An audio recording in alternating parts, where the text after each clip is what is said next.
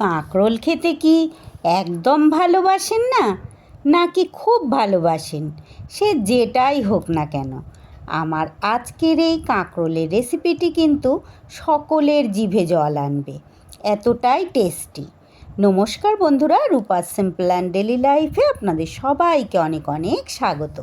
প্রতিদিনের মতো আজও দারুণ লোভনীয় একটা রেসিপির সাথে হাজির হয়ে গেছি আপনাদের সামনে। কাঁকরোলের একটি নাম না জানা রেসিপি, ভীষণ সুন্দর খেতে, এতটাই সুন্দর যে তৈরি করতে করতেই খাওয়া শেষ হয়ে যাবে। তাহলে চলুন বন্ধুরা, আজকের লোভনীয় রেসিপি কিভাবে তৈরি করলাম আমি সেটা সঙ্গে থেকে দেখে নিন। আশা করছি প্রত্যেকের অন্য দিনের মতো ভালো লাগবে। রেসিপির জন্য এখানে আমি 5টা বেশ বড় বড় সাইজের কাঁকরোল নিয়ে নিয়েছি। কাঁকরোলটা আগে ভালো করে ধুয়ে নিয়েছি, এইবার আমি এটা কেটে নেব। কাঁকরোলগুলোকে আমি এইভাবে কেটে নিয়েছি। আমি কিন্তু এই গাটা চাঁচিনি। অনেকেই আছে একটু এই মানে এটা একটু কাঁটা কাঁটা ভাব দেখতে হয় বলে চেঁচে পরিষ্কার করে নিয়ে তারপরে রান্না করেন, তাহলে ওরকমভাবে চাইলে আপনারা সেটাও করতে পারেন। আমি কিন্তু চাচিনি। আর কাঁকরোলগুলো আমার বড় বড় হলেও কাঁকরোল কিন্তু আমার কচি আছে, দানা হয়ে গেছে ঠিকই, কিন্তু একদম নরম বীজগুলো। সবকটাই আমি দুদিকের মুখ কেটে বাদ দিয়ে মাঝখান থেকে 2 টুকরো করে নিয়েছি। এইবার গ্যাসে আমি কড়াইতে একটু জল দিয়ে দিয়েছি। জলের মধ্যে কাঁকরোলগুলোকে দিয়ে দেব। কাঁকরোলগুলো দিয়ে এর মধ্যে দিয়ে দিচ্ছি সামান্য একটু নুন আর সামান্য একটু হলুদ। আমি বেশি না বন্ধুরা, মিনিট 2-এর জন্য একটু কাঁকরোলটা ভাপ দিয়ে নেব। জাস্ট একটু ফুটে উঠলেই কিন্তু হয়ে যাবে, বেশি সিদ্ধ করার একদমই দরকার নেই। 2 মিনিটের জন্য ঢাকা দিয়ে দিলাম, ফুটে গেলেই বন্ধ করে দেব।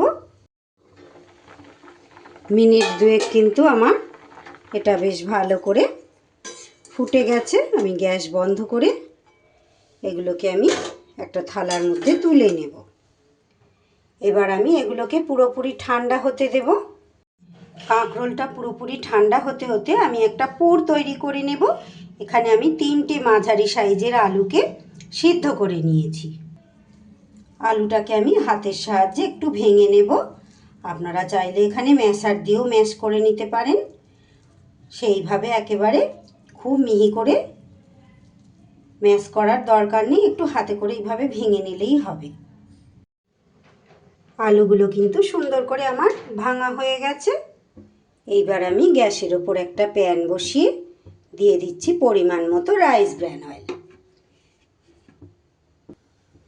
তেল গরম হলে ফোড়নে দিয়ে দেব সামান্য একটু গোটা জিরে, আর দিয়ে দেব খুব সামান্য একটু হিং। হিংটা আপনারা যারা পছন্দ না করেন এটাকে কিন্তু স্কিপ করতে পারেন, তবে নিরামিষভাবে বানাচ্ছি তো বন্ধুরা, হিংটা দিলে কিন্তু খুব সুন্দর একটা স্বাদ হবে। ফোড়নটা ভাজা হতে হতে এখানে আমি কয়েকটা মশলা নিয়ে নিয়েছি। এখানে একটা ভাজা মশলা নিয়ে নিয়েছি, এখানে শুকনো লঙ্কা, ধনে আর জিরে একটু গুঁড়ো করা আছে, আর সেই সাথে একটু লঙ্কার গুঁড়ো নিয়েছি, পরিমাণ মতো হলুদ গুঁড়ো, আর নিয়েছি 1 চা চামচ চাট মশলা। চাট মশলাটা অবশ্যই দেওয়ার চেষ্টা করবেন, তাহলে কিন্তু এই পুরটা খুব সুন্দর একটা স্বাদ হবে। আর আমি নিরামিষ দিনে করছি বলে বন্ধুরা এখানে আমি পেঁয়াজ দিইনি, তাই হিং ব্যবহার করলাম। আপনারা যদি হিং না ব্যবহার করেন, নিরামিষ দিনে না করলে এখানে কিন্তু আপনারা পেঁয়াজ ব্যবহার করতে পারেন।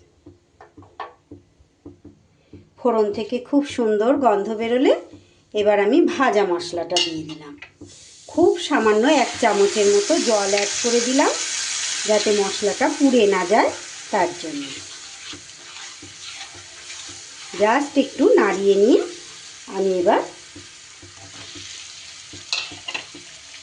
চটকে নেওয়া আলুটা দিয়ে দিলাম।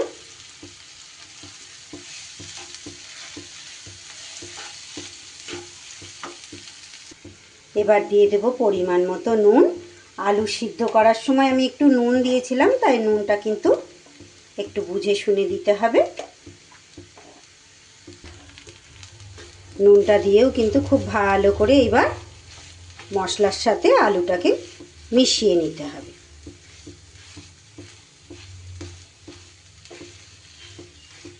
আজ আমার কাছে ধনেপাতা অ্যাভেলেবেল নেই বন্ধুরা, আপনারা চাইলে এখানে একটু ধনেপাতা কুচি দিয়ে দেবেন, তাহলে পুরটার আরও সুন্দর স্বাদ হবে। আর দিয়ে দেব এর মধ্যে আমি কিছুটা চীনাবাদাম, আমি একটু হালকা করে ভেঙে নিয়েছি। বাদামটা অবশ্যই দেওয়ার চেষ্টা করবেন, খাবার সময় যখন এই বাদামটা মুখে পড়বে খেতে কিন্তু খুব স্বাদ হবে। আর চাইলে আপনারা যারা একটু মিষ্টি মিষ্টি পছন্দ করেন এখানে একটু পুরে চিনি অ্যাড করতে পারেন। আমি কিন্তু মিষ্টিটা এখানে দেব না, আমার একটু ঝালঝালি এটা ভালো লাগে, তাই সব কিছু ভালো করে মিশিয়ে নেব। পুর কিন্তু আমার একদম রেডি হয়ে গেছে। এবার গ্যাসটা বন্ধ করে এটা আমি ঠান্ডা হতে দেব। পুর ঠান্ডা হতে হতে এদিকে আমার কাঁকরোলগুলো কিন্তু ঠান্ডা হয়ে গেছে। এইবার এই কাঁকরোলগুলোকে একটা চামচের পিছন দিয়ে আস্তে আস্তে এইভাবে এর বীজগুলোকে বের করে দেব। এই কাঁকরোলের বীজগুলো কিন্তু আপনাদের কার ভালো লাগে জানি না, আমার কিন্তু একদমই খেতে ভালো লাগে না। আস্তে আস্তে করে এইভাবে কাঁকরোলের ভিতরটা পরিষ্কার করে নিতে হবে। এইটা কিন্তু কাঁচা কাঁকরোল অবস্থায় করা যাবে না, আর যদিও করা যায় কাঁকরোলটা কিন্তু অনেকটা শক্ত থাকবে, তাই জন্য একটু হালকা করে আমি এইভাবে ভাপ দিয়ে নিলাম। পুরো ভেতরটা পরিষ্কার করে নিয়েছি। এইভাবে সব কটাকেই আমি কিন্তু পরিষ্কার করে নেব। কাঁকরোল এমন একটা রেসিপি বন্ধুরা, অনেকেই কিন্তু খেতে ভালোবাসলেও বেশিরভাগ লোক কিন্তু এটা খেতে ভালোবাসেন না। যারা খেতে ভালোবাসেন তাদের তো এই রেসিপি কী লাগবে আমি আর মুখে বলে বোঝাতে পারবো না, কিন্তু যারা খান না, পছন্দ করেন না, এইভাবে খেয়ে দেখবেন। এইভাবে খেয়ে দেখে তারপরে আমাকে কমেন্ট করবেন যে সত্যি কতটা লোভনীয় হয়েছে আর কতটা খেতে সুন্দর হয়েছে। সব কটা এইভাবে আমি বার করে নেব। এদিকে পুরো আমার ঠান্ডা হয়ে গেছে, আর কাঁকরোলগুলোকেও এইভাবে আমি দানা ফেলে পরিষ্কার করে নিয়েছি। এইবার একটা একটা কাঁকরোল নিতে হবে, আর এর মধ্যে বেশি করে ঠেসে ঠেসে পুর ভরতে হবে। আমি এটা হাতের সাহায্যেই করে নিচ্ছি বন্ধুরা কাজটা।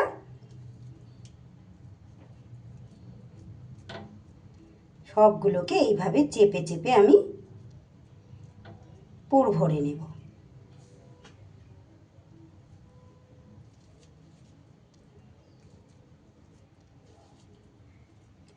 আপনারা অবশ্যই একবার বাড়িতে এইভাবে ট্রাই করবেন বন্ধুরা, তারপর শুধু দেখবেন বাড়ির লোক কতটা খেতে পছন্দ করে।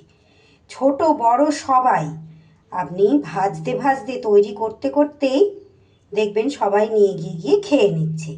শুধু একবার স্বাদ আপনাকে পাইয়ে দিতে হবে, তারপর দেখবেন বারবার বলবে। আপনারা এটা ভাতের পাতে ডালের সাথেও পরিবেশন করতে পারবেন, কিংবা সন্ধেবেলা চা খাওয়ার সময় বা মুড়ি খাওয়ার সময়। সন্ধেবেলা অনেকেরই অভ্যাস আছে একটু মুড়ি খাবার, তাই বাইরে থেকে বাজার থেকে তেলে ভাজা এই সমস্ত চপ টপ আমরা কিনে নিয়ে এসে খাই, সেই সময়ও কিন্তু আপনি এটা এইভাবে তৈরি করে খেতে পারেন, দুর্দান্ত স্বাদ লাগবে। সবগুলোই কিন্তু আমার এক এক করে পুর ভরা হয়ে গেল। কত সুন্দর শুধু দেখতে লাগছে দেখুন বন্ধুরা, পুর ভরা অবস্থাতেই দেখুন কত সুন্দর দেখতে লাগছে। এইবার এখানে আমি একটা বাটিতে 2 টেবিল চামচ কর্নফ্লাওয়ার নিয়ে নিয়েছি। কর্নফ্লাওয়ারটা একটু গুলে নিতে হবে। যদি আপনারা আমিষভাবে করেন, পেঁয়াজ দেন পুরের মধ্যে, তাহলে কিন্তু এখানে কর্নফ্লাওয়ারের বদলে আপনারা একটা চাইলে ডিম ভেঙে নিতে পারেন। ডিমের গোলাতেও হালকা করে এইভাবে মাখিয়ে ভাজলে কিন্তু দারুণ স্বাদ হবে। আমি যেহেতু নিরামিষ করছি তাই আমি এখানে কর্নফ্লাওয়ার গুলে নিলাম। এইবার আমি গ্যাসে কিন্তু আবারও ফ্রাইং প্যানটা গরম করে দিয়ে দিচ্ছি কিছুটা রাইস ব্র্যান অয়েল। এইবার এই কর্নফ্লাওয়ারের গোলায় এইভাবে একটু ডুবিয়ে নিয়ে আর গরম তেলে দিয়ে দিতে হবে। প্রত্যেক কটাই কিন্তু আমি ওই একই পদ্ধতিতে করব। যেই দিকটা পুর দিয়েছি সেই দিকটা কিন্তু তেলের দিকে দেব।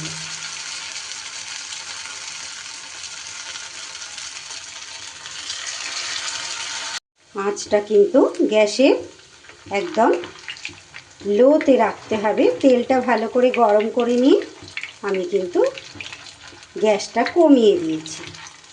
বেশি হাই ফ্লেমে ভাজলে কিন্তু তাড়াতাড়ি লাল হয়ে যাবে আর কাঁচা থাকবে। তাই এইভাবে আস্তে আস্তে উল্টে পাল্টে ভেজে নিতে হবে। বেশ অনেকটা সময় ধরে ভালো করে কিন্তু আমি উল্টে পাল্টে ভেজে নিয়েছি। পুড়েও যায়নি, অথচ সুন্দর করে আমার ভাজা হয়ে গেছে। দেখুন দুটো দিকই। গ্যাস কিন্তু একদম লো ফ্লেমেই রেখে আমি এগুলোকে আস্তে আস্তে ভেজে নিয়েছি, যাতে সিদ্ধও হয়ে যায় আবার পুড়েও না যায়, সেইভাবে এগুলোকে ভেজে নিতে হবে। আগেরগুলো আমি সুন্দর করে ভেজে তুলে নিয়ে এইবার বাকিগুলোকেও সেই সেম প্রসেসে আমি তেলের মধ্যে দিয়ে দেব। আমি ঠিক যেই পদ্ধতিতে ফ্রাইটা করছি বন্ধুরা, আপনারাও ঠিক এইভাবে করবেন। একটাও পুর বেরিয়ে যাওয়ার কোনো সুযোগই থাকবে না। সুন্দর মুচমুচে হয়ে ভাজাও হবে, দারুণ লাগবে খেতে। একই রকমভাবে এগুলোও আমি ভেজে নেব। এইগুলোও কিন্তু আমার সুন্দর করে ভাজা হয়ে গেছে। এবার আমি এগুলোকেও তুলে নেব। এইবার গরম গরম ভাতের পাতে ডালের সাথেই বলুন বা খালি মুখে কিংবা চায়ের সাথে দারুণ জমে যাবে। ছোট বড় সবাই ভীষণ খুশি হয়ে খাবে। তাহলে আমার আজকের কাঁকরোলের রেসিপিটি কেমন লাগলো বন্ধুরা? ভালো লাগলে একটা লাইক কমেন্ট শেয়ার করে দেবেন। আর যে সকল বন্ধুরা আমার চ্যানেলটি এখনও সাবস্ক্রাইব করেননি, প্লিজ বন্ধুরা আমার চ্যানেলটি সাবস্ক্রাইব করে আমার পাশে থাকবেন।